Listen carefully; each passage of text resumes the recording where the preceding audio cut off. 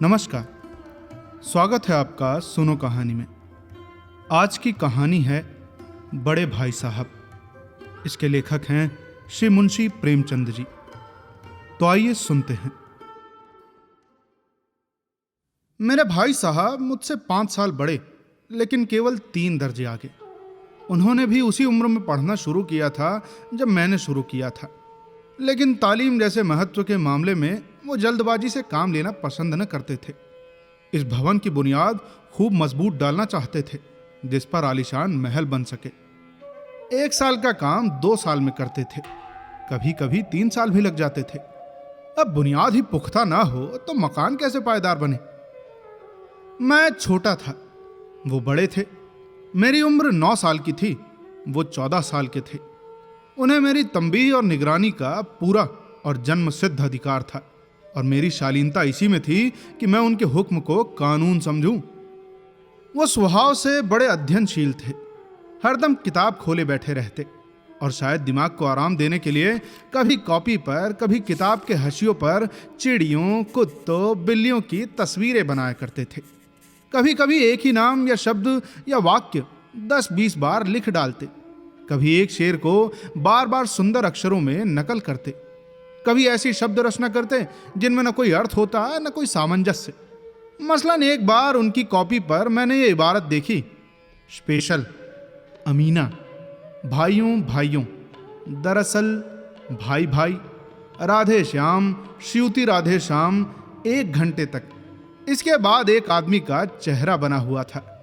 मैंने बहुत चेष्टा की कि इस पहेली का कोई अर्थ निकालूं, लेकिन असफल रहा और उनसे पूछने का साहस न हुआ। वो 9वीं जमात में थे और मैं 5वीं में। उनकी रचनाओं को समझना मेरे लिए छोटी मुंह बड़ी बात थी। मेरा जी पढ़ने में बिल्कुल न लगता था। 1 घंटा भी किताब लेकर बैठना पहाड़ था। मौका पाते ही हॉस्टल से निकलकर मैदान में आ जाता, और कभी कंकरियां उछालता, कभी कागज की तितलियां उड़ाता, और कहीं कोई साथी मिल गया तो पूछना ही क्या। कभी 4 दीवारी पर चढ़कर नीचे कूद रहे हैं, कभी फाटक पर सवार उसे आगे पीछे चलते हुए मोटर कार का आनंद उठा रहे हैं। लेकिन कमरे में आते ही भाई साहब का रौद्र रूप देखकर प्राण सूख जाते थे। उनका पहला सवाल होता, कहाँ थे? हमेशा यही सवाल इसी ध्वनि में पूछा जाता था, और इसका जवाब मेरे पास केवल मौन था। न जाने मुंह से यह बात क्यों नहीं निकलती कि जरा बाहर खेल रहा था।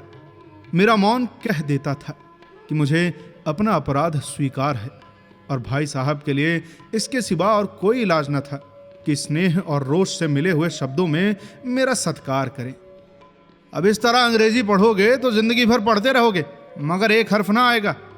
अंग्रेजी पढ़ना कोई हंसी खेल नहीं है कि जो चाहे पढ़ ले, नहीं फिर ऐरा गहरा नथु खैरा सभी अंग्रेज के विद्वान हो जाते। यहाँ रात दिन आंखें फोड़नी पड़ती हैं और खून जलाना पड़ता है, तब कहीं ये विद्या आती है। और आती क्या है? कहने को आती है। बड़े बड़े विद्वान भी शुद्ध अंग्रेजी नहीं लिख सकते, बोलना तो दूर रहा। और मैं कहता हूं, तुम कितने घूंगा हो कि मुझे देखकर भी सबक नहीं लेते। मैं कितना मेहनत करता हूं, तुम अपनी आंखों से देखते हो। अगर नहीं देखते तो ये तुम्हारी आंखों का कसूर है, तुम्हारी बुद्धि का कसूर है। इतने मेले तमाशे होते हैं, मुझे तुमने कभी देखा है जाते हुए? रोज ही क्रिकेट और हॉकी मैच होते हैं, मैं पास नहीं फटकता, हमेशा पढ़ता रहता हूं। उस पर भी 1-1 दर्जे में 2-2, 3-3 साल पढ़ता रहता हूं। फिर तुम कैसे आशा करते हो कि तुम ये खेल कूद में वक्त गवाकर पास हो जाओगे? मुझे तो 2 ही 3 साल लगते हैं, तुम उम्र भर इसी दर्जे में पढ़ते सड़ते रहोगे। अगर तुम्हें इसी तरह उम्र गंवानी है तो बेहतर है, घर चले जाओ और मजे से गुल्ली डंडा खेलो। दादा की गाढ़ी कमाई के रुपये क्यों बर्बाद करते हो? फिर मैं ये लताड़ सुनकर आंसू बहाने लगता। जवाब ही क्या था? अपराध तो मैंने किया, लताड़ कौन सा है? भाई साहब उपदेश की कला में निपुण थे।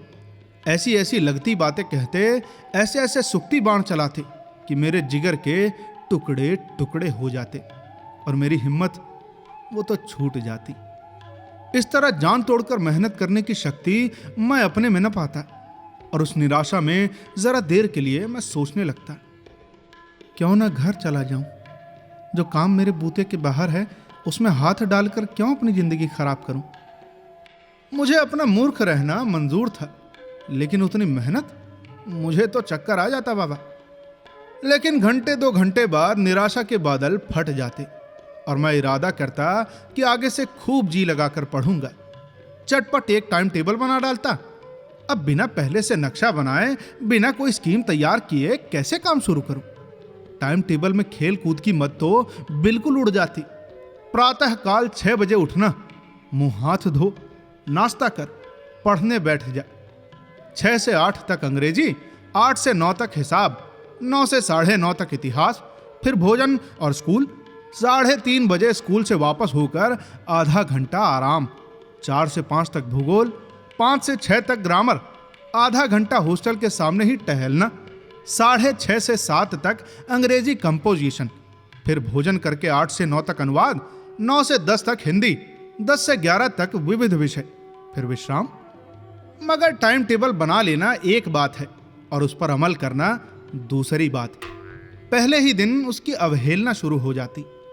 मैदान की वो सुखद हरियाली, हवा के वो हल्के हल्के झोंके, फुटबॉल की उछल कूद, कबड्डी के वो दांव घात, वॉलीबॉल की वो तेजी और फुर्ती मुझे अज्ञात और अनिवार्य रूप से खींच ले जाती और वहां जाते ही मैं सब कुछ भूल जाता। वो जानलेवा टाइम टेबल, वो आंख फोड़ पुस्तकें, किसी की याद न रहती। और फिर भाई साहब को नसीहत और फजीहत का अवसर मिल जाता। मैं उनके साए से भागता, उनकी आंखों से दूर रहने की चेष्टा करता। कमरे में इस तरह दबे पांव आता कि उन्हें खबर न हो। उनकी नजर मेरी ओर उठी और मेरे प्राण निकले। हमेशा सिर पर एक नंगी तलवार से लटकती मालूम होती। फिर भी जैसे मौत और विपत्ति के बीच में भी आदमी मोह और माया के बंधन में जकड़ा रहता है, मैं फटकार और घुड़कियां खाकर भी खेल कूद का तिरस्कार न कर सकता। सालाना इम्तिहान हुआ। भाई साहब फेल हो गए, मैं पास हो गया और वो भी दर्जे में प्रथम आया। मेरे और उनके बीच केवल 2 साल का अंतर रह गया। जी में आया भाई साहब को आड़े हाथों लूं। अरे आपकी वो घोर तपस्या कहाँ गई? मुझे देखिए, मजे से खेलता भी रहा और दर्जे में अव्वल भी हूं। लेकिन वो इतने दुखी और उदास थे कि मुझे उनसे दिली हमदर्दी हुई और उनके घाव पर नमक छिड़कने का विचार ही लज्जास्पद जान पड़ा। मगर हां, अब मुझे अपने ऊपर कुछ अभिमान हुआ और आत्मसम्मान भी बढ़ा। भाई साहब का वो रौब मुझ पर न रहा। आजादी से खेल कूद में शरीक होने लगा। दिल मजबूत था। अगर उन्होंने फिर मेरी फजीहत की तो साफ कह दूंगा, आपने अपना खून जलाकर कौन सा तीर मार लिया? मैं तो खेलते कुलते दर्जे में अव्वल आ गया। जबान से यह हैकड़ी जताने का साहस न होने पर भी मेरे रंग ढंग से साफ जाहिर होता था कि भाई साहब का वो आतंक अब मुझ पर नहीं है। भाई साहब ने इसे भांप लिया। उनकी सहज बुद्धि बड़ी तीव्र थी और एक दिन जब मैं भोर का सारा समय गुल्ली डंडे की भेंट करके ठीक भोजन के समय लौटा तो भाई साहब ने मानो तलवार खींच ली और मुझ पर टूट पड़े। देखता हूं इस साल पास हो गए और दर्जे में अव्वल आ गए तो तुम्हें दिमाग हो गया है। मगर भाईजान, घमंड तो बड़े बड़े का नहीं रहा। तुम्हारी क्या हस्ती है। इतिहास में रावण का हाल तो पढ़ा ही होगा। उसके चरित्र से तुमने कौन सा उपदेश लिया, या यूं ही पढ़ गए? महज इम्तिहान में पास कर लेना कोई चीज नहीं। असल चीज है बुद्धि का विकास। जो कुछ पढ़ो उसका अभिप्राय समझो। रावण भूमंडल का स्वामी था। ऐसे राजाओं को चक्रवर्ती कहते हैं। आजकल अंग्रेजों के राज्य का विस्तार बहुत बढ़ा हुआ है, पर इन्हें चक्रवर्ती नहीं कह सकते। संसार में अनेकों राष्ट्र अंग्रेजों का आधिपत्य स्वीकार नहीं करते, बिल्कुल स्वाधीन है।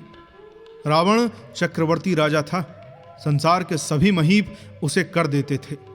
बड़े बड़े देवता उसकी गुलामी करते थे। आग और पानी के देवता भी उसके दास थे, दास। मगर उसका अंत क्या हुआ?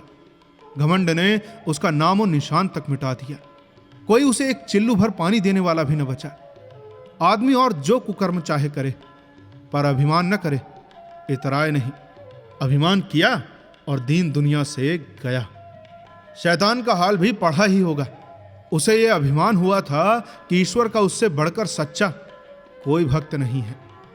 अंत में यह हुआ कि स्वर्ग से नरक में ढकेल दिया गया। शाह रूम ने भी एक बार अहंकार किया था, भीख मांग मांग कर मर गया। तुमने तो अभी केवल एक दर्जा पास किया है और अभी से तुम्हारा सिर फिर गया। तब तो तुम आगे पढ़ चुके। ये समझ लो कि तुम अपनी मेहनत से नहीं पास हुए। अंधे के हाथ बटेर लग गई, बटेर।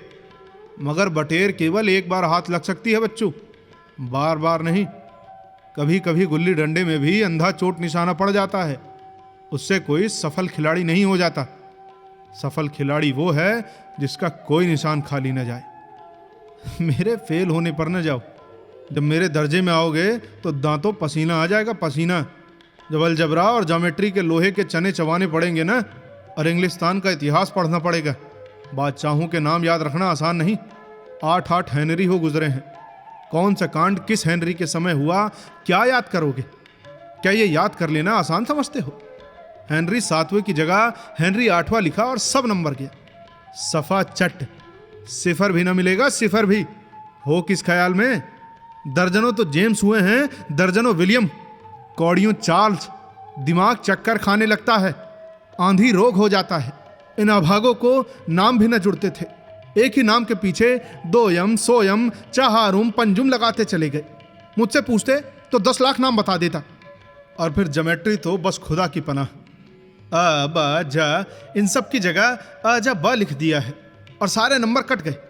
कोई निर्दयी मुमतहीनों से नहीं पूछता कि आखिर अ ब जा और अ ज ब में क्या फर्क है, और व्यर्थ की बात के लिए क्यों छात्रों का खून करते हो? दाल भात रोटी खाई या भात दाल रोटी खाई, इसमें क्या रखा है? मगर इन परीक्षकों को क्या परवाह? वो तो वही देखते हैं जो पुस्तक में लिखा है। चाहते हैं कि लड़के अक्षर अक्षर रट डाले, और इसी रटंत का नाम शिक्षा रख छोड़ा है। और आखिर इन बेसिर पैर की बातों के पढ़ने से क्या फायदा? इस रेखा पर वो लंब गिरा दो तो आधार लंब से दुगना होगा। पूछिए इससे प्रयोजन? दुगना नहीं चौगना हो जाए या आधी रहे, मेरी बला से। लेकिन परीक्षा में पास होना है तो ये सब खुराफात याद करनी पड़ेगी। कह दिया। समय की पाबंदी पर एक निबंध लिखो जो 4 पन्नों से कम न हो। अब आप कॉपी सामने खोले, कलम हाथ में लिए, उसके नाम को रोइए। कौन नहीं जानता कि समय की पाबंदी बहुत अच्छी बात है। इससे आदमी के जीवन में संयम आता है, दूसरों का उस पर स्नेह होने लगता है और उसके कारोबार में उन्नति होती है। लेकिन इस जरा सी बात पर 4 पन्ने कैसे लिखें? जो बात एक वाक्य में कही जा सके उसे 4 पन्ने में लिखने की क्या जरूरत? मैं तो इसे हिमाकत कहता हूं। यह तो समय की किफायत नहीं बल्कि उसका दुरुपयोग है कि व्यर्थ में किसी बात को ठूंस दिया। हम चाहते हैं आदमी को जो कुछ कहना हो चटपट कह दे और अपनी राह ले, मगर नहीं, आपको 4 पन्ने रंगने पड़ेंगे, चाहे जैसे लिखिए, और पन्ने भी पूरे फुल स्केप आकार के। यह छात्रों पर अत्याचार नहीं है तो और क्या है? अनर्थ तो यह है कि कहा जाता है कि संक्षेप में लिखो। समय की पाबंदी पर संक्षेप में एक निबंध लिखो जो 4 पन्नों से कम न हो। ठीक, संक्षेप में 4 पन्ने हुए, नहीं शायद 100-200 पन्ने लिखवाते। तेज भी दौड़िए और धीरे धीरे भी। अरे ये क्या बात है ना उल्टी बात? है या नहीं? बालक भी इतनी सी बात समझ सकता है, लेकिन इन अध्यापकों को इतनी तमीज भी नहीं। उस पर दावा है कि हम अध्यापक हैं। अरे मेरे दर्जे में आओगे लाला तो ये सारे पापड़ बेलने पड़ेंगे और तब आटे दाल का भाव मालूम होगा। इस दर्जे में अव्वल आ गए हो तो जमीन पांव पर नहीं रखते। इसलिए मेरा कहना मानिए, लाख फेल हो गया हूं लेकिन तुमसे बड़ा हूं।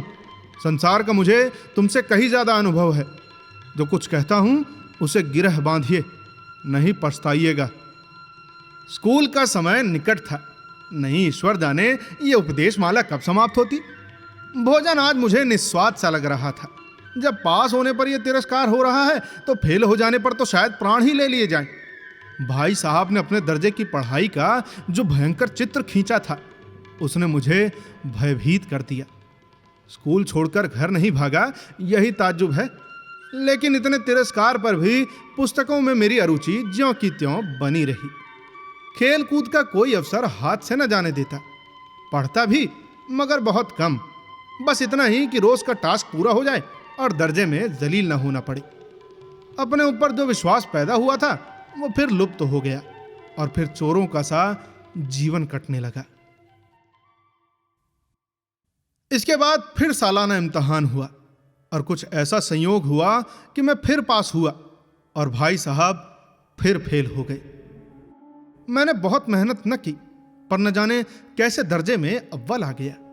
मुझे खुद आश्चर्य हुआ। भाई साहब ने प्राणों तक परिश्रम किया था, कोर्स का एक एक शब्द चाट गए थे।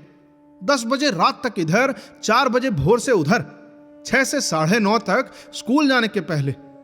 मुद्रा कांतिहीन हो गई थी, मगर बेचारे फेल हो गए। मुझे उन पर दया आती थी। नतीजा सुनाया गया, वो तो रो पड़े और मैं भी रोने लगा। अपने पास होने वाली खुशी आधी हो गई।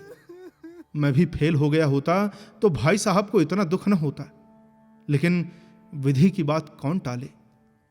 अब भाई साहब और मेरे बीच में केवल 1 दर्जे का अंतर रह गया था।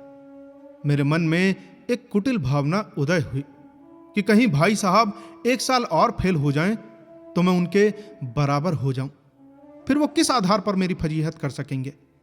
लेकिन मैंने इस कमीने विचार को दिल से बलपूर्वक निकाल डाला। आखिर वो मुझे मेरे हित के विचार से ही डांटते हैं। मुझे उस वक्त अप्रिय लगता है अवश्य, मगर यह शायद उनके उपदेशों का ही असर है कि मैं दनादन पास होता जाता हूं, और वो भी इतने अच्छे नंबरों से। अब भाई साहब बहुत कुछ नर्म पड़ गए थे।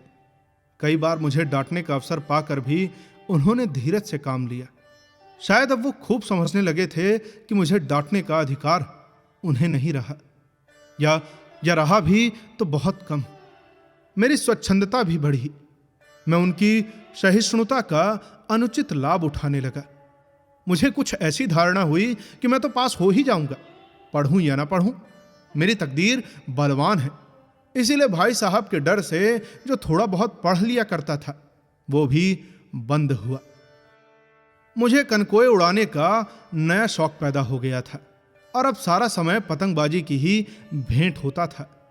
फिर भी मैं भाई साहब का अदब करता था और उनकी नजर बचाकर कनकोइये उड़ाता था। मांझा देना, कन्ने बांधना, पतंग टूर्नामेंट की तैयारियां आदि समस्याएं अब गुप्त रूप से ही हल की जाती थीं। मैं भाई साहब को यह संदेह न करने देना चाहता था कि उनका सम्मान और लिहाज मेरी नजरों से कम हो गया है। एक दिन संध्या समय हॉस्टल के दूर मैं कनकोवा लूटने बेतहाशा दौड़ा जा रहा था। आंखें आसमान की ओर थीं और मन उस आकाशगामी पथिक की ओर जो मंद गति से झूमता पतन की ओर चला जा रहा था। मानो कोई आत्मा स्वर्ग से निकलकर विरक्त मन से नए संस्कार ग्रहण करने जा रही हो। बालकों की एक पूरी सेना लग गए और झाड़ूदार बांस लिए उनका स्वागत करने को दौड़ी आ रही थी। किसी को अपनी आगे पीछे की खबर न थी। सभी मानो उस पतंग के साथ ही आकाश में उड़ रहे थे जहां सब कुछ समतल है। न मोटर कारें हैं, न ट्राम और न गाड़ियां। सहसा भाई साहब से मेरी मुठभेड़ हो गई, जो शायद बाजार से लौट रहे थे। उन्होंने वहीं मेरा हाथ पकड़ लिया और उग्र भाव से बोले, इन बाजारी लौंडों के साथ ढेले और कनकोइये के लिए दौड़ते हुए तुम्हें शर्म नहीं आती? तुम्हें इसका भी कुछ लिहाज नहीं कि अब नीची जमात में नहीं हो, बल्कि 8वीं जमात में आ गए हो और मुझसे केवल 1 दर्जे नीचे हो। आखिर आदमी को कुछ तो अपनी पोजीशन का ख्याल रखना चाहिए। एक जमाना था कि लोग 8वीं दर्जा पास करके नायब तहसीलदार हो जाते थे। मैं कितने ही मिडलचियों को जानता हूं जो आज अव्वल दर्जे के डिप्टी मजिस्ट्रेट या सुप्रिटेंडेंट है। कितने ही 8वीं जमात वाले हमारे लीडर और समाचार पत्रों के संपादक हैं। बड़े बड़े विद्वान उनकी मातहती में काम करते हैं और तुम उस 8वीं दर्जे में आकर बाजारी लौंडों के साथ कनकोइये के लिए दौड़ रहे हो। मुझे तुम्हारी इस कमअक्ली पर दुख होता है। तुम ज़हीन हो, इसमें शक नहीं, लेकिन वो जहन किस काम का जो हमारे आत्मगौरव की हत्या कर डाले। तुम अपने दिल में समझते होंगे मैं भाई साहब से महज 1 दर्जे नीचे हूं और उन्हें अब मुझको कुछ कहने का कोई हक नहीं। लेकिन ये तुम्हारी गलती है। मैं तुमसे 5 साल बड़ा हूं और चाहे आज तुम मेरी ही जमात में आ जाओ और परीक्षकों का यही हाल है तो निसंदेह अगले साल तुम मेरे समकक्ष हो जाओगे और शायद 1 साल बाद तुम मुझसे आगे निकल जाओ। लेकिन मुझ में और तुम में जो 5 साल का अंतर है उसे तुम क्या, खुदा भी नहीं मिटा सकता। मैं तुमसे 5 साल बड़ा हूं और हमेशा रहूंगा। मुझे दुनिया का और जिंदगी का जो तजुर्बा है तुम उसकी बराबरी नहीं कर सकते, चाहे तुम MA, DPhil और डिलीट ही क्यों ना हो जाओ। समझ किताबें पढ़ने से नहीं आती, दुनिया देखने से आती है। हमारी अम्मा ने कोई दर्जा पास नहीं किया और दादा भी शायद 5वीं 6ठी जमात से आगे नहीं गए, लेकिन हम दोनों चाहे सारी दुनिया की विद्या पढ़ लें, अम्मा और दादा को हमें समझाने और सुधारने का अधिकार हमेशा रहेगा। केवल इसलिए नहीं कि वो हमारे जन्मदाता हैं, बल्कि इसलिए कि उन्हें दुनिया का हमसे ज्यादा तजुर्बा हो रहा है और रहेगा।